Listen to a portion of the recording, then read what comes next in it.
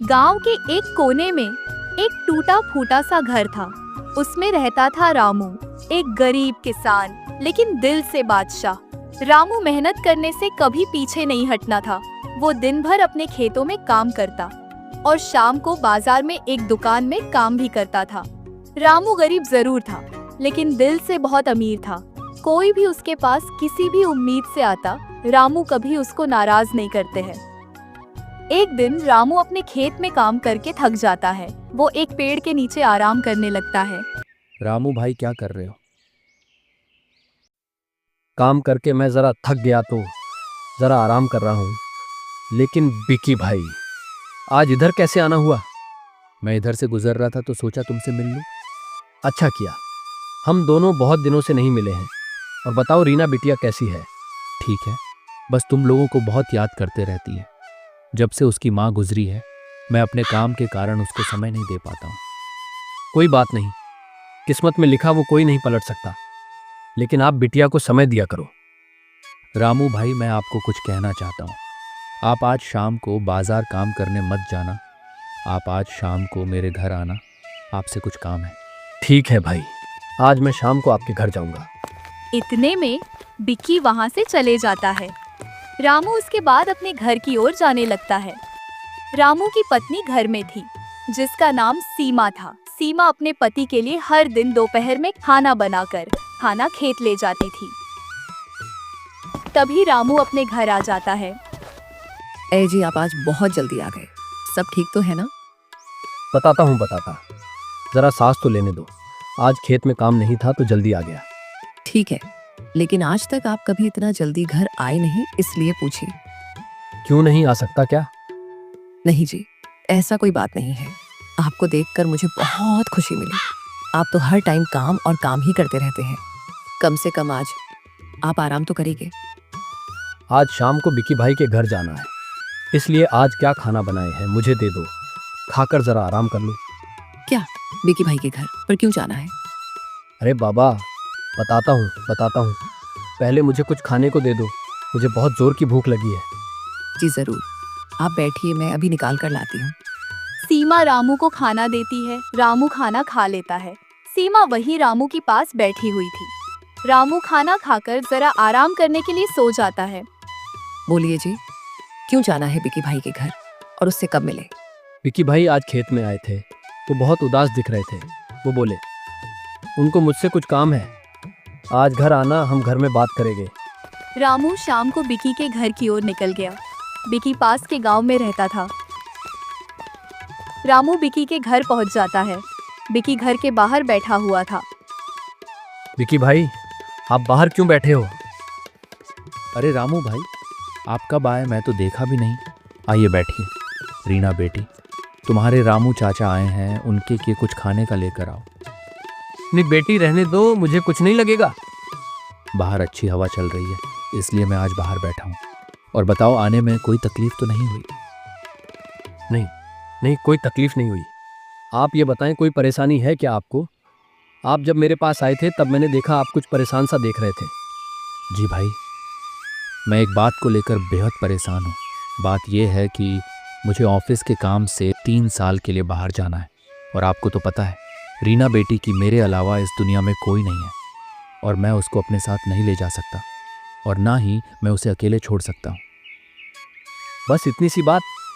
एक काम करो, रीना बेटी को मेरे साथ रहने दो। जब तुम बाहर से आ जाना तो दोनों मिलकर बिटिया के लिए एक अच्छा सा लड़का देखकर शादी करा देंगे। मुझे उम्मीद था आप ज़रूर मेरी मदद करोगे, इसलिए तो मैं तुमको अपनी परेशानी सुनाया। आपको तो पता है हमारी कोई संतान नहीं है, लेकिन हमें कोई अफसोस भी नहीं है, क्योंकि रीना बेटी मेरी भी बेटी है। चलो ठीक है, अपने तो मेरी परेशानी ही खत्म कर दी, लेकिन एक बात याद रखना, कभी भी रीना बेटी ये ना जान पाए कि वो एक अनाथ है। भाई बिल्कुल, ये बात वो कभी नहीं जान पाएगी। बिकी और उसकी पत्नी की कोई संतान नहीं थी, और बिकी की पत्नी बहुत जल्द गुजर गई थी, इसलिए बिकी रीना को गोद लिया था। रीना के माँ बाप की एक कार दुर्घटना में मौत हो गई थी, और रीना भी अपनी याददाश्त भूल गई थी। रामू रीना को लेकर अपने घर की ओर निकल जाता है। अरे रीना बेटी, कैसी हो तुम? और तुम्हारे पापा कैसे हैं? अच्छे हैं, बस आप लोगों को याद करते रहते हैं। जाओ बेटी, तुम आराम कर लो, तुम थक गई होगी। तभी रीना वहाँ से दूसरे कमरे में चले जाती है। रामू अपने पत्नी को पूरी बात बताता है। ये सुनकर सीमा बहुत खुश हो जाती है, लेकिन जरा परेशान भी हो जाती है। रीना बेटी अब यहाँ रहेगी तो बहुत मुश्किल हो जाएगा, क्योंकि हम दोनों का ही गुजारा बहुत मुश्किल से होता है। जो होगा देखा जाएगा, तुम परेशान मत हो, मैं हूं ना, सब ठीक हो जाएगा। ऐसे ही कुछ दिन बीत गया। फिर एक दिन सीमा, अगर इस बार बारिश सही हुई तो खेत में सोना उग जाएगा। भगवान पर भरोसा रखो जी, आप जो बोएगे वही काटेंगे, मेहनत कभी हारती नहीं। तभी रामू के घर में कोई आ जाता है। रामू, कर्ज लिया था, अब तक ब्याज भी नहीं दिया, अगली बार खेत छीन लूंगा। ठाकुर साहब, एक फसल और सब चुका दूंगा। ठीक है, तुमको और कुछ दिनों का टाइम दे रहा हूँ, लेकिन अगर इस बार भी मुझे मेरा पैसा नहीं मिला तो मैं खेत के साथ तुम्हारा घर भी छीन लूंगा।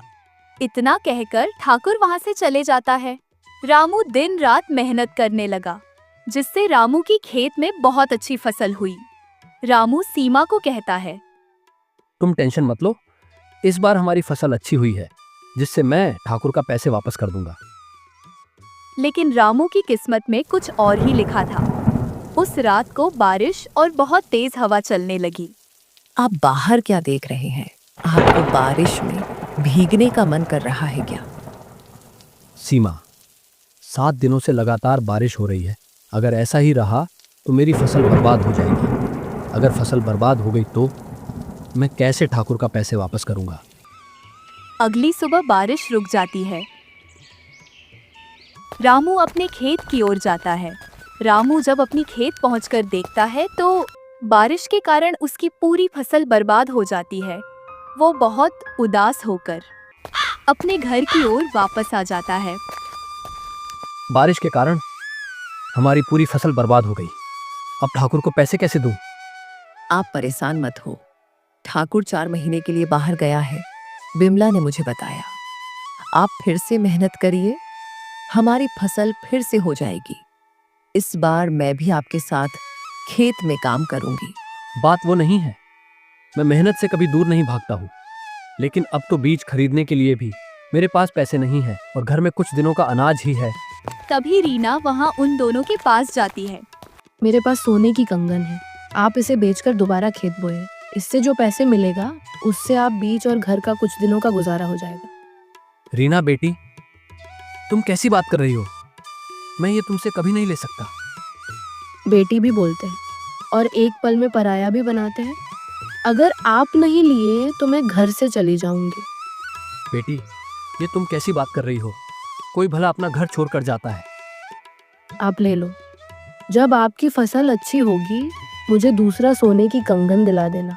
रामू रीना की बात मान लेता है। वो कंगन बेचकर दोबारा खेत में फसल बुनने लगता है। इस बार सीमा भी अपने पति की खेतों में मदद करती है, जिसका फल उनको बहुत जल्द मिलता है। फिर से फसल अच्छी हो जाती है। देखो सीमा, फसल कितनी अच्छी हुई है। मैं कल से काटना शुरू कर दूंगा और इसको बेचकर ठाकुर और रीना बेटी की कंगन भी ले लूंगा। पर कहते हैं ना, किस्मत में जो लिखा होता है वो होकर ही रहता है। जब रामू रात को अपने घर में सो रहा था, उस रात एक हाथियों का झुंड रामू का खेत की ओर आकर उसकी पूरी फसल को तहस नहस कर देता है। अगली सुबह रामू अपने खेत की ओर जाने लगा। रामू अपने खेत पहुंचकर देखता है उसकी पूरी फसल बर्बाद हो गई है। उसके बाद रामू के आंखों में आंसू आ जाता है। हे धरती माँ, अब क्या बचा है मेरे पास? रामू वही अपने खेत की ओर निराश भरी निगाहों से देखे जा रहा था। तभी उसका दोस्त बिकी वहां आ जाता है। रामू, आप इतना उदास क्यों हो? बिकी भाई, आप भाई देखो मेरी किस्मत कितनी खराब है। जब भी फसल पक जाती है, किसी न किसी के कारण मेरी फसल खराब हो जाती है। मैंने 2 बार फसल बोया और 2 बार ही खराब हो गई। इसलिए कहते हैं, जो कल करे सो आज कर, और जो आज करे सो अब। तुम्हारी फसल पक जाते ही काट लेना था, लेकिन तुम कल के भरोसे टाल दी। मुझे मालूम था तुम कभी भी अपना दिमाग से काम नहीं करोगे। ये लो, कल अपने बैंक जाकर जमा कर देना। ये क्या है? मैं बाहर जाने से पहले मैंने तुम्हारे खेत की बीमा कर दिया था। तुम्हारा जो भी बारिश के कारण फसल बर्बाद हुई है उसका पूरा पैसा सरकार ने दिया, वो भी पूरा फसल की दाम से भी ज्यादा। मैं समझ गया, सिर्फ मेहनत ही काम नहीं आती, अपने दिमाग का भी इस्तेमाल करना चाहिए, तभी जिंदगी में कुछ कर सकूंगा। जिस दिन तुम सोचो कि सब खत्म हो गया, वहीं से एक नया सवेरा शुरू होता है। रामू अब बहुत खुशी खुशी रहने लगा। रामू ने रीना का कंगन और ठाकुर के पैसे भी दे दिया था।